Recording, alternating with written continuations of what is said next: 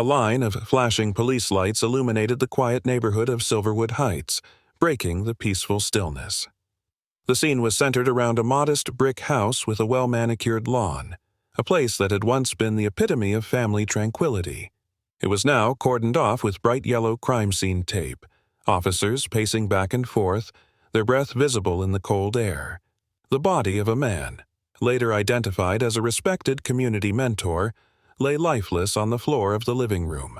Blood pooled beneath him, the stark red staining the cream-colored carpet, a chilling contrast that marked the end of a life once dedicated to helping others. On the kitchen counter, a half-empty wine glass and a shattered photograph hinted at the turmoil that had unfolded just hours before. This wasn't a random act of violence. It was the culmination of a series of hidden choices, illicit relationships, and an affair that had spiraled far beyond control. What had started as a secret connection between a trusted mentor and a parent of one of his students would unravel into a story of betrayal, obsession, and, ultimately, a deadly confrontation. Silverwood Heights was the kind of town where everyone seemed to know each other. Nestled amidst rolling hills and quiet streets lined with maple trees, it was a picturesque community where the biggest concerns typically revolved around weekend soccer games and annual bake sales. The events that unfolded in this tranquil neighborhood would shock its tight-knit residents to their core. At the heart of this story were two individuals: Michael Carter, a charismatic and well-respected mentor in the community, and Elena Davis, the devoted yet enigmatic mother of one of Michael's brightest students. Michael, in his early 40s, was known for his dedication to helping at-risk youth, often working late into the evening to provide guidance and support. A former teacher turned community mentor, he was a fixture in the lives of many families, earning the trust and admiration of parents and children alike. Elena, in her late 30s, was a single mother raising her teenage daughter, Chloe, who was a standout at the local high school. Chloe had excelled in academics and sports under Michael's mentorship, often crediting him for her success. Elena had initially approached Michael to thank him for his efforts, but what began as a cordial parent-mentor relationship gradually evolved into something more personal. Their connection seemed innocent at first: occasional chats at school events, emails about Chloe's progress, and shared coffee after PTA meetings. But those interactions grew increasingly frequent, marked by lingering glances and late-night conversations. For those who saw them together, nothing seemed out of the ordinary. Behind closed doors, however, their bond deepened, giving way to secrets that neither could afford to let slip. The two families couldn't have been more different. Michael lived a life of structure and discipline, with a polished reputation that meant everything to him. Elena, on the other hand, carried the weight of a turbulent past, her guarded demeanor masking years of hardship. Despite their differences, the allure of the forbidden drew them closer together, setting the stage for a tragedy that would send shockwaves through their idyllic town. The night of the incident began like any other in Silverwood Heights, quiet, calm, and unassuming. Elena Davis's house, nestled in the middle of the cul-de-sac, appeared perfectly normal from the outside. Warm lights glowed through the windows, and the faint hum of a television could be heard. But inside, tension simmered beneath the surface, a storm brewing in what seemed to be an ordinary evening. Michael Carter arrived at Elena's home late, slipping in through the back door as he had done before. What should have been a brief and private meeting escalated quickly into chaos. Raised voices echoed through the walls, words sharp enough to cut. Chloe, Elena's teenage daughter, overheard snippets of the argument from her upstairs bedroom. She stayed frozen in place, torn between fear and confusion. Downstairs, the argument spiraled out of control. A confrontation over a recently discovered letter, one that hinted at Michael's intentions to end their affair, turned volatile. Elena, desperate and cornered, accused Michael of betrayal. Her voice trembled with anger as she demanded answers, and Michael's attempts to defuse the situation only fueled the fire. Neighbors later recalled hearing a loud crash, followed by a chilling silence. It was then that the unimaginable occurred. Michael's lifeless body was found sprawled on the living room floor, blood pooling around him from a fatal stab wound to the chest. A shattered vase lay nearby, evidence of the scuffle that had erupted between the two.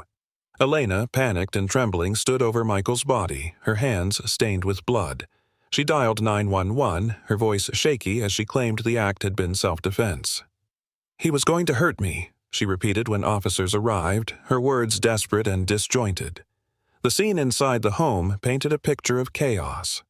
Broken furniture, scattered papers, and signs of a physical struggle told a grim story. Chloe, pale and visibly shaken, was questioned separately by the responding officers. Her account provided a fragmented glimpse into what had transpired but left investigators with more questions than answers. The crime scene was meticulously examined as forensic teams worked late into the night. A blood-stained kitchen knife was collected as the probable murder weapon, its placement suggesting it had been grabbed in the heat of the moment. Meanwhile, Elena was escorted to the station for further questioning, leaving behind a community stunned by the horrifying turn of events. The peace of Silverwood Heights had been shattered, and the secrets that had been carefully concealed for months were now on the verge of being exposed. The investigation into Michael Carter's death began immediately, led by Detective Ryan Harris, a seasoned investigator known for his methodical approach and unyielding determination. Silverwood Heights had never experienced a crime of this magnitude, and the responsibility of unraveling the truth fell squarely on Harris's shoulders. As he arrived at the crime scene, he took in the disarray of Elena Davis's living room, noting every detail that might hold a clue. The initial evidence seemed straightforward, a domestic dispute gone wrong. The knife used in the stabbing was found near Michael's body, bearing both his and Elena's fingerprints. But Harris, experienced in such cases, knew better than to accept the surface narrative. The first step was to reconstruct the events leading up to the fatal confrontation. Interviews began with Elena, who claimed self-defense. She described an argument that had escalated when Michael became aggressive, leading her to grab the knife in a panic. Her tearful account painted her as a victim of circumstance, but Harris noticed inconsistencies in her statements. Details about Michael's behavior that night varied slightly each time she recounted them, raising suspicions. The forensic analysis corroborated some elements of her story. The angle and depth of the wound indicated a single, forceful thrust, consistent with a defensive act. However, the blood spatter pattern suggested Michael had been standing several feet away when the knife struck, a detail that contradicted Elena's claim of close-quarters struggle. Harris then turned his attention to Chloe, who had been present during the incident. The teenager's account was hesitant and fragmented. She admitted to hearing raised voices and a loud crash, but claimed she hadn't seen the moment of the stabbing. Harris noted her unease, sensing that she might be withholding critical information. A search of Michael's home provided another layer of complexity. Investigators uncovered a series of emails between him and Elena, revealing an affair that had been ongoing for months. The messages hinted at growing tension between the two, with Michael expressing regret over their relationship and his intention to end it. This discovery shifted the focus of the investigation. Was the killing an impulsive act of passion, or was there premeditation involved? Adding to the intrigue was a journal found in Chloe's room. Inside, Harris discovered entries detailing her resentment toward Michael and her mother's relationship with him. One particularly alarming passage read, "He's ruining everything. I wish he'd just go away." While not direct evidence of involvement, the entry raised questions about Chloe's role in the events of that night. As the investigation deepened, witnesses came forward. A neighbor reported seeing Michael enter Elena's home on several occasions, often late at night. Another claimed to have heard Elena and Michael arguing in the days leading up to the incident. These accounts painted a picture of a volatile relationship fraught with secrecy and escalating conflict. Harris pieced together the fragments of evidence, but the puzzle remained incomplete. The timeline was murky, the motives tangled. The detective's instincts told him there was more to the story, and he was determined to uncover the hidden truths beneath the surface. What had initially appeared to be a straightforward case of self-defense was now veering into far murkier territory. As the investigation progressed, Detective Ryan Harris uncovered a series of twists that turned the case on its head. What had initially appeared to be a tragic altercation driven by heated argument now hinted at a deeper, more calculated narrative. The first revelation came from a detailed analysis of Chloe Davis's journal. While earlier entries reflected general teenage frustrations, later pages revealed more disturbing content. Chloe described feeling sidelined by her mother's relationship with Michael and hinted at her knowledge of Michael's affair with another woman, a detail previously unknown to investigators. This woman, as identified through Michael's phone records, was Sarah Hastings, another parent at the school where Michael worked. Sarah's involvement added a new dimension to the case. Interviews with Sarah revealed that she and Michael had been romantically involved for months, and she had no knowledge of his relationship with Elena. Sarah admitted she had recently confronted Michael about his lack of commitment, and Michael confessed he was in the process of ending things with Elena. This revelation painted Michael as a man caught between two women, his secrets piling up until they erupted in violence. Further complicating matters was new forensic evidence, traces of a sedative found in Michael's system. This discovery raised questions about the events leading up to his death. Toxicology reports confirmed the sedative's presence in quantities that could impair judgment and reaction time. Harris revisited Elena's account of the night, questioning whether Michael's behavior could have been influenced by the drug. Elena denied any knowledge of the substance, but her nervous demeanor hinted otherwise. Chloe, too, became a figure of increasing suspicion. A search of her personal belongings uncovered a bottle of prescription sedatives belonging to a friend. The pills matched the compound found in Michael's bloodstream. When confronted with this evidence, Chloe became defensive, insisting she had nothing to do with the events of that night. Harris, however, couldn't ignore the coincidence. The most shocking twist came from surveillance footage recovered from a nearby home. The camera captured a shadowy figure entering Elena's house shortly before the incident. While the footage wasn't clear enough to confirm an identity, the figure's build and gait suggested it wasn't Michael or Elena. This raised the possibility of a third party being present during the crime, an unknown intruder or accomplice. Harris also unearthed financial discrepancies in Elena's accounts. Just days before the incident, a substantial sum had been withdrawn from her savings. Witnesses reported seeing Elena meeting with an unidentified man at a nearby cafe. Speculation grew that Elena might have hired someone to intimidate Michael or even harm him, though no concrete evidence supported this theory. The plot thickened further when Sarah Hastings provided Harris with an email exchange between her and Michael. In it, Michael expressed fear for his safety, claiming that Elena had threatened him after discovering his infidelity. The emails painted Elena as increasingly volatile, though her friends and colleagues described her as kind and composed. Each revelation added another layer of complexity to the case. The narrative of a simple lover's quarrel spiraled into a web of secrets, lies, and potential conspiracies. Harris found himself questioning every detail, every motive. Had Michael's death been an impulsive act of violence, or was it the result of a meticulously planned scheme? The case was no longer a question of who had the means or the motive.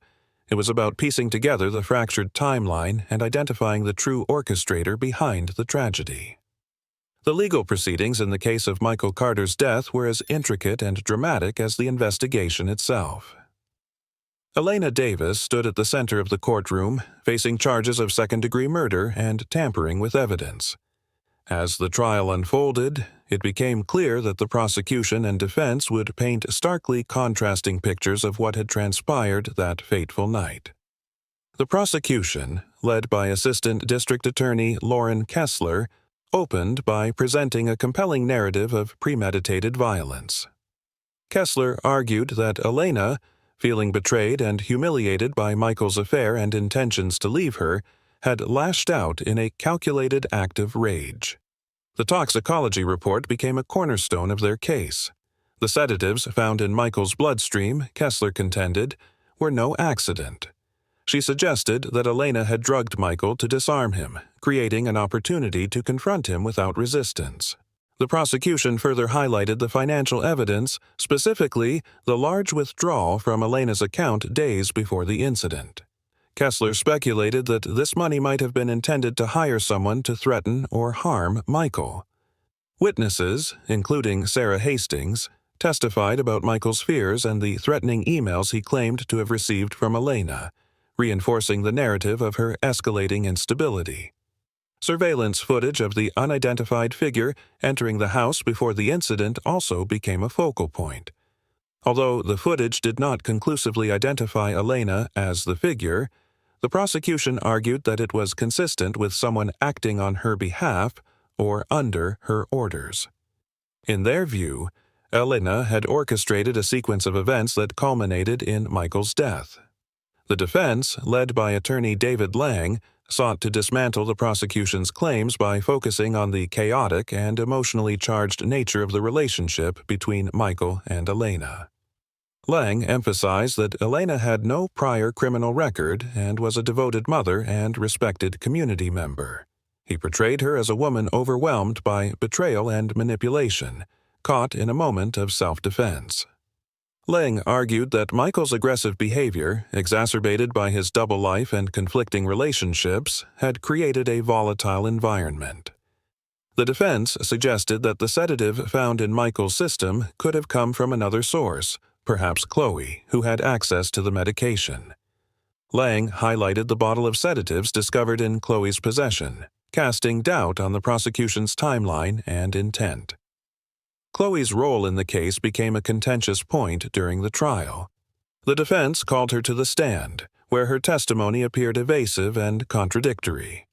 Lang suggested that Chloe, struggling with feelings of neglect and anger toward both Michael and her mother, might have acted impulsively to protect her mother or punish Michael. While Chloe denied any involvement in Michael's death, her presence in the courtroom added an element of unpredictability to the proceedings. Throughout the trial, the jury grappled with the conflicting narratives. Was Elena a calculating killer, as the prosecution alleged, or a desperate woman pushed to her breaking point? Did Chloe have a hand in the events of that night, or was she an unwitting bystander caught in the crossfire of adult conflicts?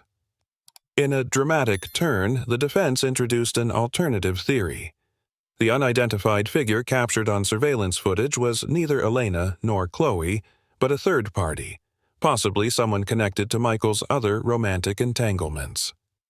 The footage, while grainy, showed movements and behavior inconsistent with Elena's known physicality and demeanor.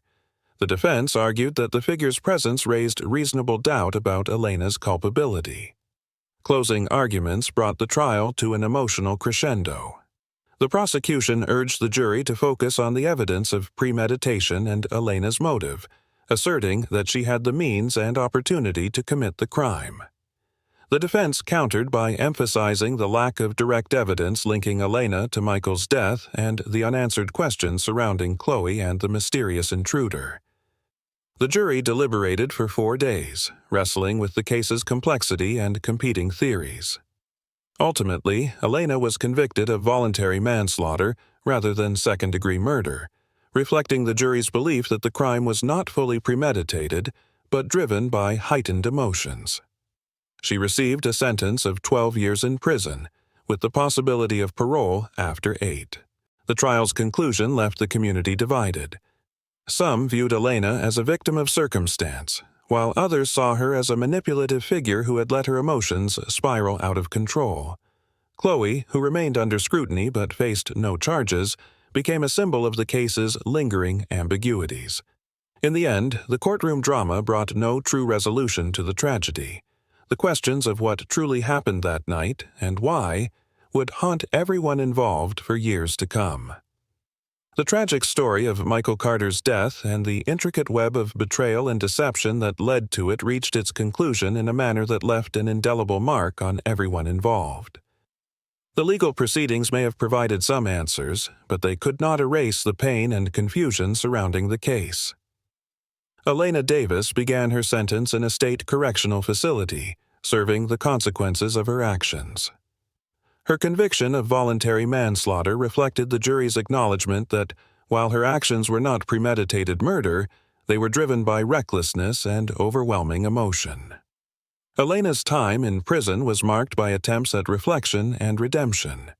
She enrolled in counseling and sought to better understand the events that led to her unraveling. However, the scars of her choices and the loss of Michael lingered heavily. Chloe, Elena's daughter, faced a different kind of reckoning. Though never charged with a crime, Chloe was thrust into the public eye and bore the weight of suspicion and scrutiny.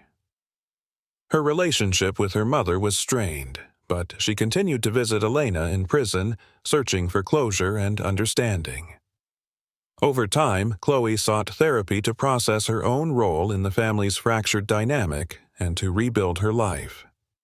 The Carter family, devastated by Michael's death, struggled to reconcile the man they loved with the secrets he had kept. His affair with Elena and the circumstances surrounding his death shattered their image of him as a devoted father and partner. They channeled their grief into advocacy for victims of domestic conflicts, establishing a foundation in Michael's memory to support families facing similar crises. Detective Robert Hayes, who had led the investigation with unwavering determination, reflected on the case as one of the most challenging of his career. While the evidence ultimately led to Elena's conviction, the lingering questions about the unidentified figure in the surveillance footage and the potential role of Chloe left him with a sense of unfinished business. Hayes remained committed to his work, using the lessons from the Carter case to approach future investigations with even greater diligence. The community where the events unfolded was left with a cautionary tale about the complexities of relationships and the devastating consequences of hidden secrets. Friends and neighbors who had once admired the Carter family were forced to confront their assumptions about the lives behind closed doors. As the story drew to a close, it left a lasting impact on everyone involved. The events served as a stark reminder of how quickly lives can unravel when trust is broken and emotions are left unchecked. It also highlighted the importance of addressing conflicts and seeking help before they spiral into tragedy. For viewers and readers of this true crime story, the lingering questions about motive, intent, and the roles of the key players serve as a haunting echo of the complexity of human relationships. It's a case that underscores the fragility of trust and the devastating consequences that can follow when it is shattered.